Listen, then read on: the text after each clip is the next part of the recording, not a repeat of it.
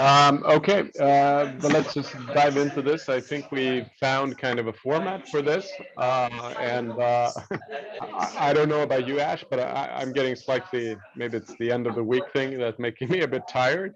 But there's so many different things going on, so I think we can just start with you and the different. Now we also had 2 days in between. So let's just start with you, Ash, and the things you picked up on and different events you want to mention.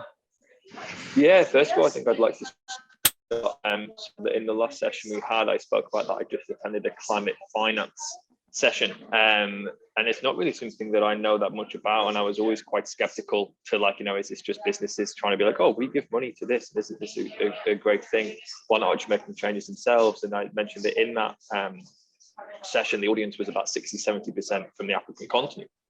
Kind of, like finances, I don't know that much about it, but in the global north, we're the givers of finance, we're the global south are the receivers.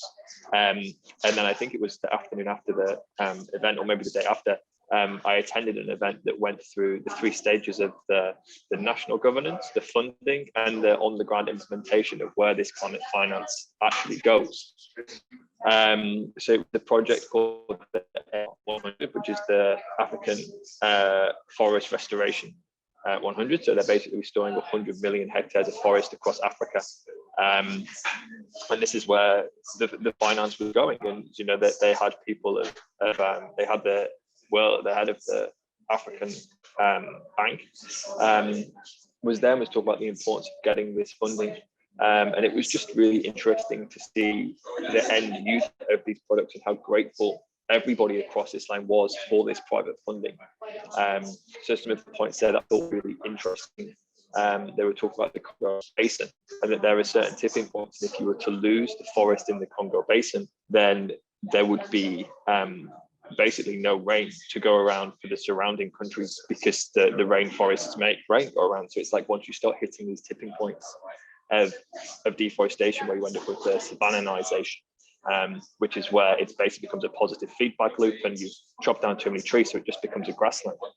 And then not only ecologically the damage this would have, but when you then prevent rainfall around there, because they don't really have much like a ground table water, all the majority of their agricultural water comes from rain, then you'd end up with increased issues of hunger, poverty, and then from that you'd end up with conflict. So I think it's like seeing and hearing that and understanding how it fits together kind of expanded my systems thinking boundaries of the importance of making sure that these places are restored. And I think as well, it kind of made me question my thoughts on that. So you can do carbon offsets under a RED Plus program, which is where you preserve forests. And now our for businesses to say, oh, we've offset our emissions by not chopping down this forest in that accounting system. I mean, that's not equal, and that should be scrutinized. But then at the same time, the funding that they give to ensure that this forest stays there is vital. And farmers will often have, if the land that you're working on becomes no longer fertile, then you will chop down the next bit to go and farm there, because you have to feed your family. So I think that seeing the whole kind of process from the funding that I've always been skeptical of to how it works on the ground really made me change my perceptions on it. And also that they had some of the funders for that were the Jeff Bezos Foundation of Facebook, to a company and a man who are typically despised, but then seeing that, the money that they give and the argument of, well, they could give more money and they could do more is always true. But the fact that they are really helping these people to be able to afford to do what they want to do, and to be able to increase prosperity for the people living there was quite eye-opening in that way. And that they've estimated that if they were to restore the forests in Africa to this, so that they've pledged 100 million hectares, they've already succeeded gone above the pledges to 128 million hectares. And they've also already completed by about 40 hectares of that. So they're already making a lot of progress to their 2030 goal. And once they've achieved this, they expect that when you have that 100 million hectares restored, it would reduce hunger-related issues in Africa by about 80%. So it could be a huge, it's not just about climate, it's about biodiversity in the area, it's about reduced conflict, it's about solving poverty. So I think that seeing the whole process of that from the financiers, who typically are just white men in suits who do things to look good, but then seeing what it means on the ground, was a really interesting like flow to see that whole system. There was also the head of the, I think it was the African Bank, we're talking about the need for a kind of climate adjusted GDP, which was interesting because it's a thing that I've heard spoken about him for many different people in many different ways. That, you know, it seems we're obviously critical to GDP as a sort of, oh, this is the way we can measure everything in economic output. But hearing it from people of the African continent who were like, you know, we are very rich in our natural resources and we don't want to dig them up. We don't want to ruin that forest. We are rich in a thing that the global north or rich countries are wealthy in, but the wealthy countries are in fact very poor because they don't have this biodiversity, they don't have this connection to the landscape. And he called for a type of climate adjusted GDP, which I haven't heard of before, but I think could be a very interesting concept. I'm going to try and dig around to find some more literature or information about that. Very interesting stuff, I think, that you present here.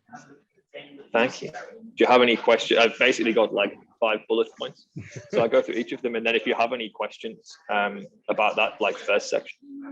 Yeah, I can shoot with some questions. Sure. I would like to ask you about.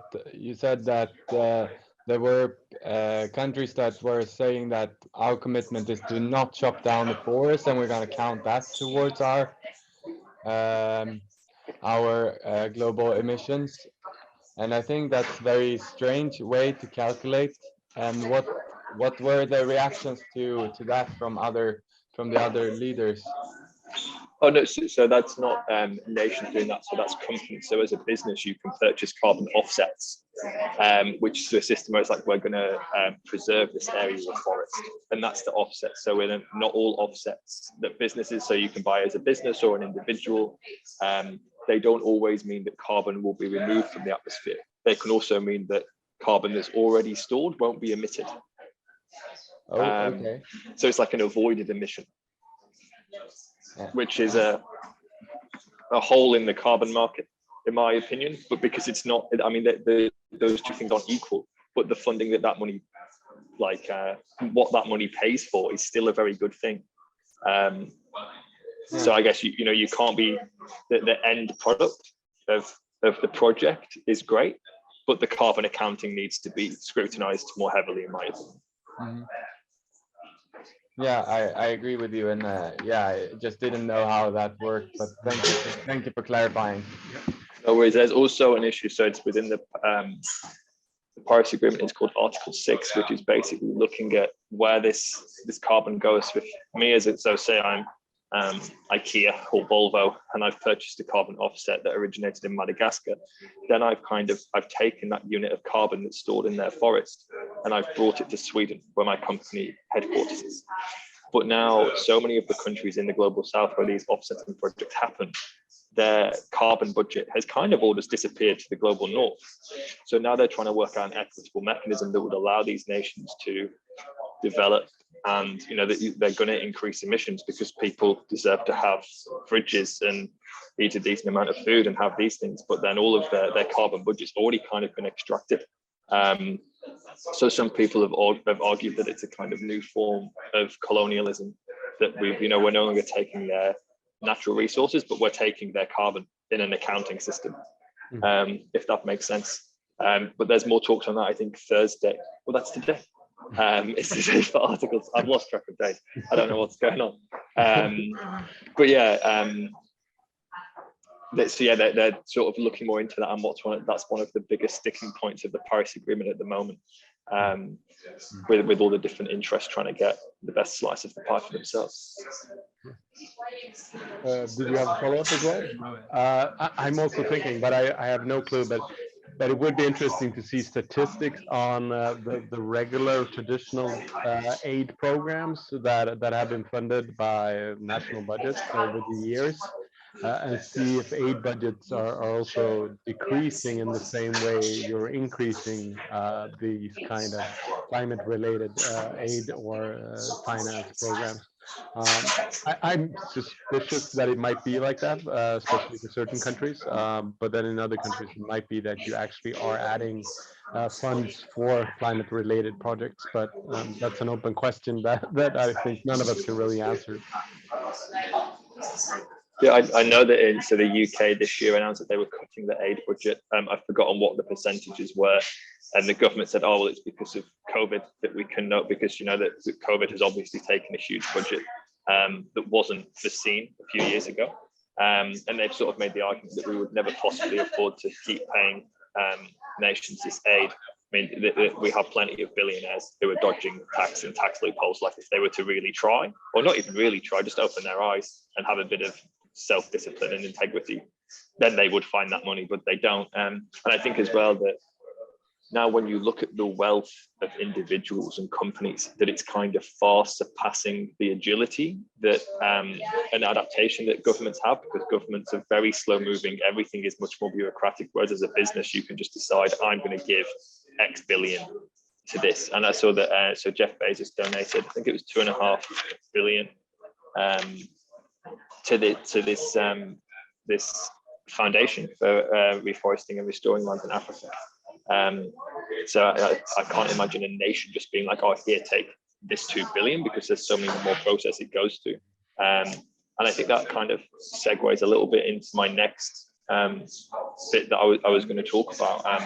So there was a talk at the Nordic Pavilion from 3 business leaders in Sweden, and their goals weren't particularly like outstanding. They weren't really impressive, but I think it brought up the point that now, so the NDCs for most nations are very inadequate.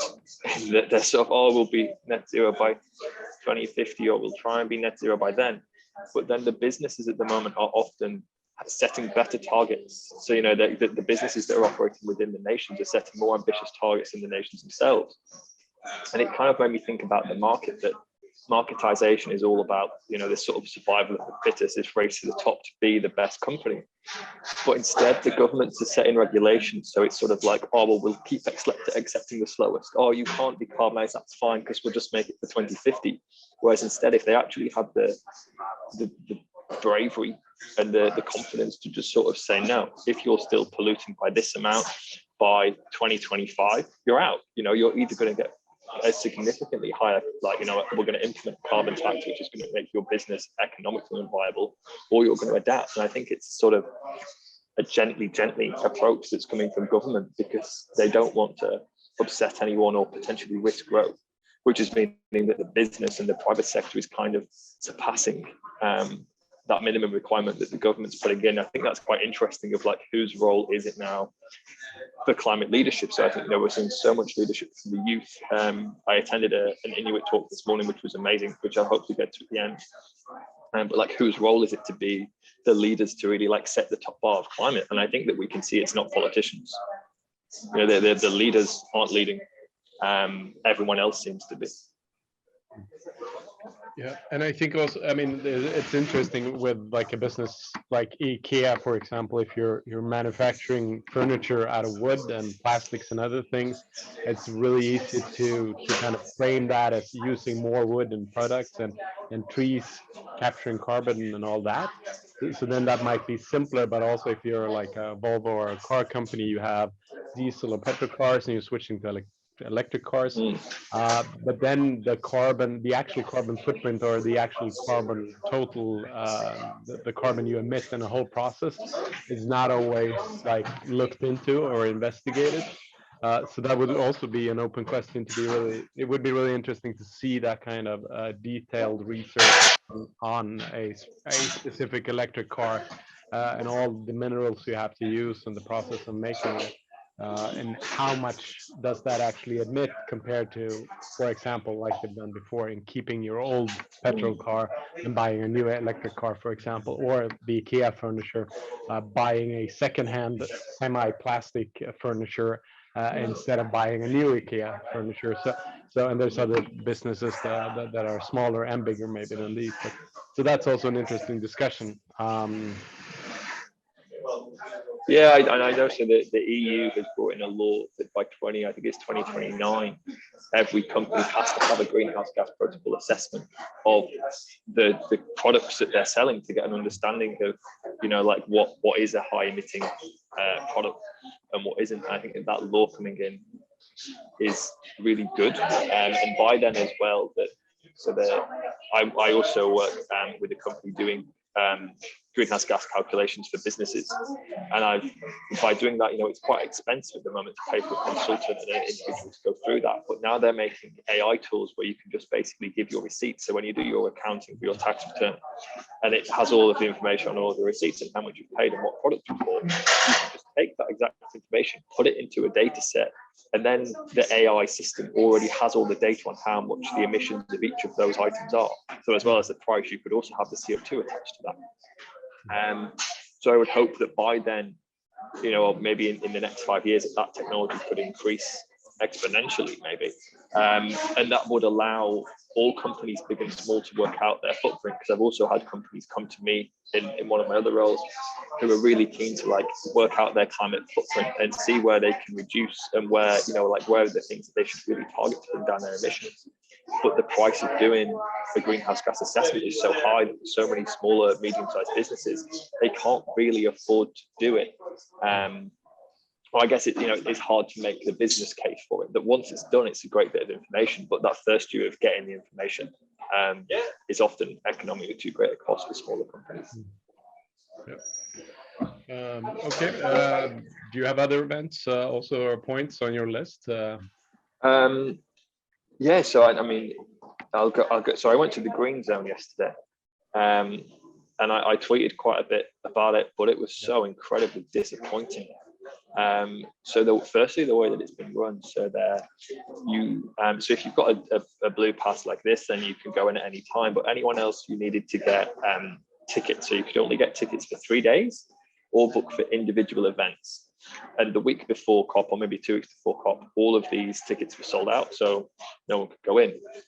I got in there, and it's nowhere near at capacity. Nothing's full.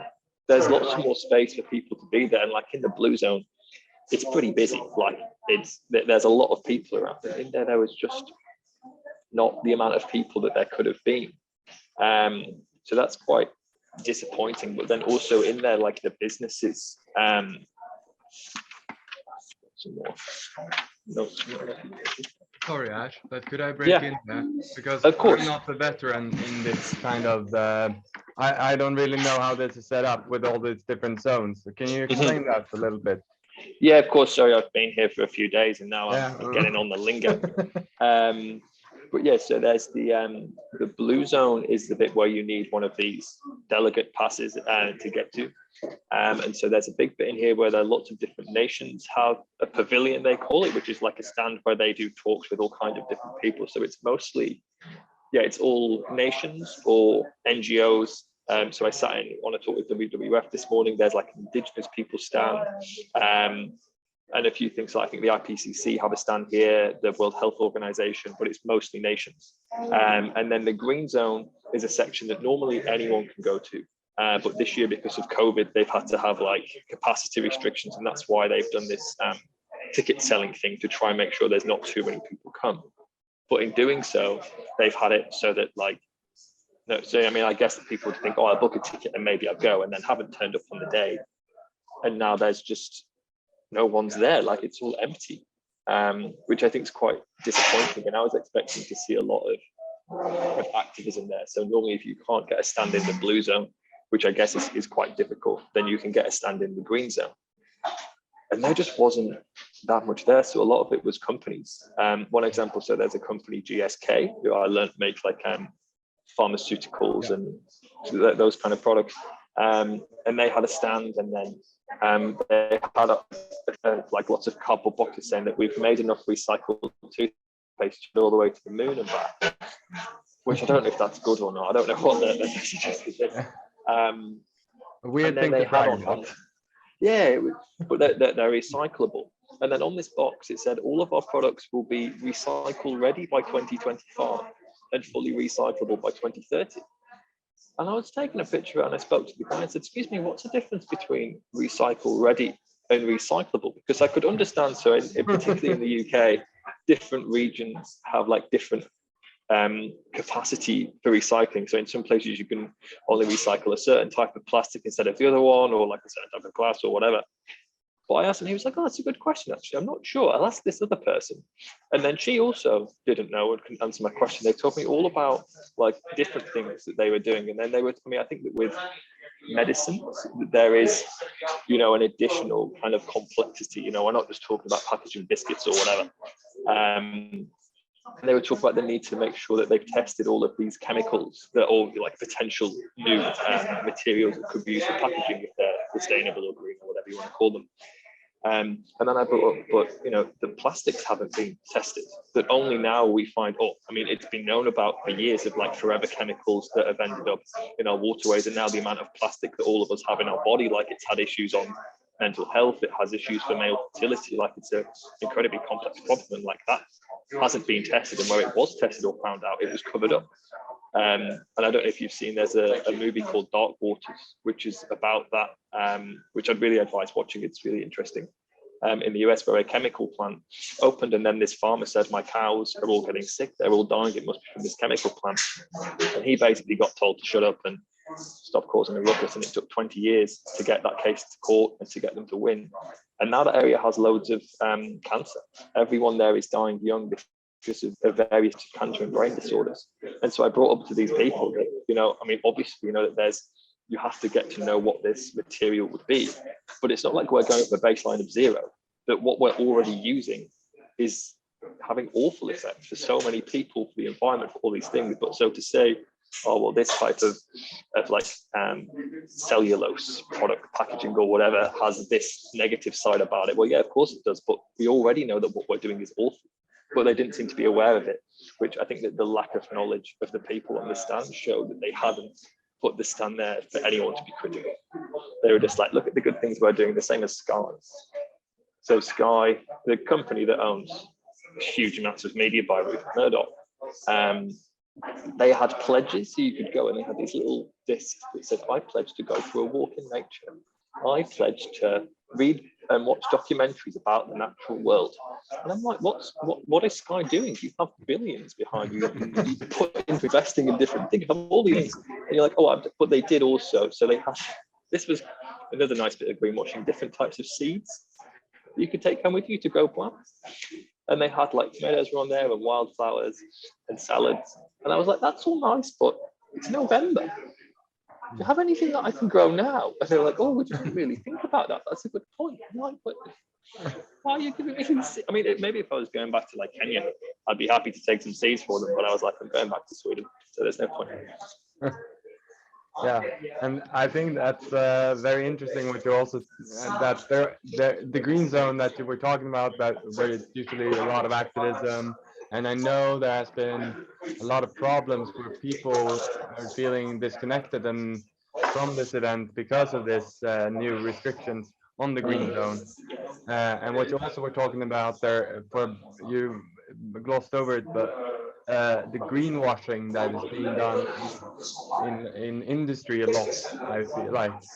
I thought that was quite, it's poignant to the point, right? It's very showing how we try to make it look better than it actually is. Yeah, it was interesting as well. So on the top floor, so there was also it was basically like a science museum. And then last week they were like, oh God, COP's coming. We'd better get some stands. Call up, like, let's get someone there dressed as a panda for WWF and some other bits and pieces, so it looks like we're doing something. On the top floor, they had a stand for Skyscanner, the app that helps you buy flights. It was like an inbuilt thing into the museum, and it was all like talk about, oh, there was this problem that people couldn't book their flights because it was too difficult, and then these people innovated Skyscanner, and now it's so much easier for everyone to buy the cheapest, easiest, quickest flight. And there was also a little game that the kids could play where they like sort of booked the different flights around. It's like, surely you put an out of order sign on it for the week. You could have like covered it up. You could have just pretended it wasn't there. But there was no thought about that. And then on the floor below, there was two people asking, how can museums do better at communicating climate change? I'm just like, don't have things that support aeroplane infrastructure in here. I think that's a pretty simple one. But it was like ironically bad in some ways. That, I mean, I got quite angry being in there, to be honest. They didn't even have, or they had 2 water stations for the whole place. We're in the blue zone. There's water stations like every 50 meters. So you can top up your water there. You'd have to buy. They have cans of water instead of plastic bottles. But I mean, it's not, and I think because it was for the youth, that it was just not the same standard as here. They also didn't have free Wi-Fi like they do in the blue zone. So I think so much of it just felt like an afterthought and not done to a high level, because I guess they thought they could get away with it. So yeah, it was quite disappointing, I think. Yeah, and it is interesting in the way that how a certain space is organized and how it looks, and who you invite, and those kind of functionalities that you talk about, because it is also it is something that sends a kind of clear message to the people that actually see it. But then even if you're not seeing it, you're feeling it in a sense. And it is the same kind of with the university. You have certain spaces here that are very accessible, close to downtown. It's easy for people to come in and out, whether it's students or regular people. And then you have places like here, which is a bit older, but it's like a maze to find CEMUS in a sense. So how structures are organized and how they kind of indirectly communicate is it's super important. And you would think that with all the different smart people involved, that you would be smarter around this and actually how you organize this for a COP meeting as well. Yeah. Yeah, I attended, just to point in that organisation, I attended a session there that was about Indigenous rights with nature-based solutions, and these people were in their I wouldn't call it national dress, but like in their Indigenous clothing, and they were obviously speaking Spanish because they were from South America, so they spoke Spanish and Portuguese, and there was no translators. So I sat there for 10 minutes being like, surely they're going to, like, someone else is going to take the microphone and they're going to explain. And then someone brought up, like, excuse me, do you have any translators? And all the organizers just looked around like, I didn't think about this. And you're like, how? When I was on my way back, I overheard someone saying that one of their friends is in a wheelchair and they were trying to get into the blue zone, which is the bit where you've seen like all the queues and things like that. And they, bless them, managed to just about get their way through and then got to security where there's stairs. And they said, oh no, the only other way is the VIP bit. You can't go there. You're going to have to go home. Because they're in a wheelchair. And you're like, that level of access or inaccessibility, to civil society. There's also been issues in, I struggled because it was in Spanish in an event for me. They've also not had translators there for the big plenary sessions with the world leaders. They've not had sign language interpretations. I think it was the energy minister of Israel is in a wheelchair and he couldn't get onto the stage to make his speech because they just hadn't thought about it. And you're like, how is it this bad? There are certain things that you can't predict, but some people in wheelchairs, everyone definitely speaks different languages. Some people are deaf. Obviously should have been thought about. Yeah. Okay. Other things on your list? Yeah. So I caught the end of a protest yesterday when I was leaving. I left the station at like 6 o'clock in the evening, maybe, and there was a protest. We had that on the TV here as well. Oh, right. So it's the protest. Yeah. And the amount of police there was obscene. These are like, I'd say there was maybe like, I'd maybe like 100, 150 maybe protesters, and at least 75 to 100 police. There was more, and everything's very like cordoned in, pressed in. It was almost like, they were the police were out as though it was like a rival football game where someone would be expecting to fight, and it just seems so overly militarized. And it was like that everyone is quite clearly here with banners saying we come in peace, peaceful protest, stop burning fossil fuels. And there was this super heavy police response to it of like police on horses and vans and flashing lights. And it was just like, this isn't, these are people with drums doing indigenous chants. They're not going to start a riot. Like, that's not what anyone's here to do. And it was just very interesting how I guess it's like when all you have is a hammer, everything's a nail, and the only concept that we seem to have, or that the cops seem to have, is, there's lots of people gathering, let's police them. I think that's quite, I mean, I'm from the UK, so it angered me, but it didn't scare me. But if I wasn't from the UK, if I was one of those indigenous people, part of that tribe, part of that protest, then how I would feel with this militarized force on top of me would be quite scared, I imagine. Yeah, and coming up also, we'll wrap up with that, but there's a global day of action on Saturday, and then it's the regular Fridays for Future school strike, or the demonstrations on Fridays also tomorrow, and then it's the People's Summit from, I think, Sunday to Wednesday. That's the COP26 coalition have on their website as well. So this is, I mean, this is just the start, and maybe that's their thinking, that they're trying to show force during the first week to kind of intimidate people or set a certain tone. Yeah, I think so. I mean, in the arena, I think because there's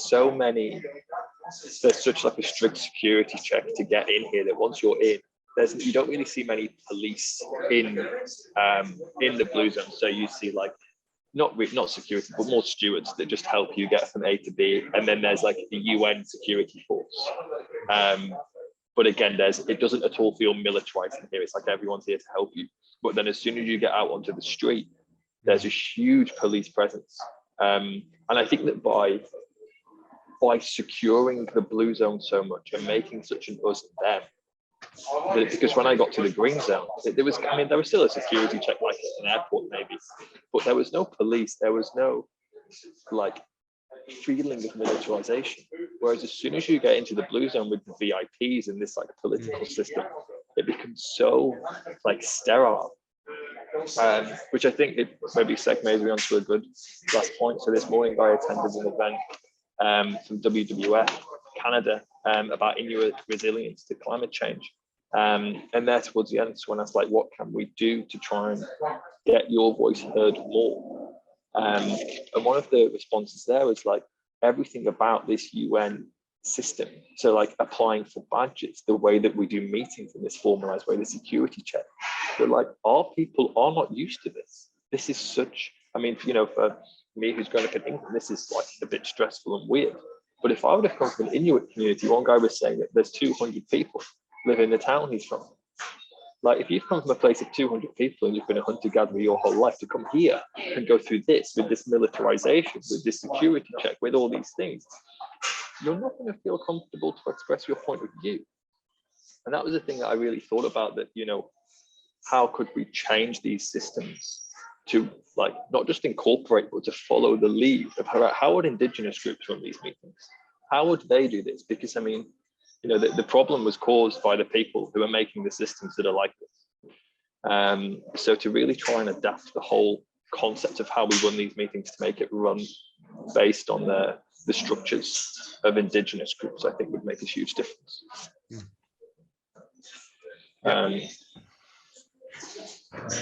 Yeah, and I think there's a long list of things we can do here around those issues. I mean, we're not organizing these kind of global meetings, but organizing education and outreach events, and how you can think about not only accessibility, but rather like who is setting the agenda, who is asking what type of questions, but also just trying to reframe the kind of way we are doing things as well.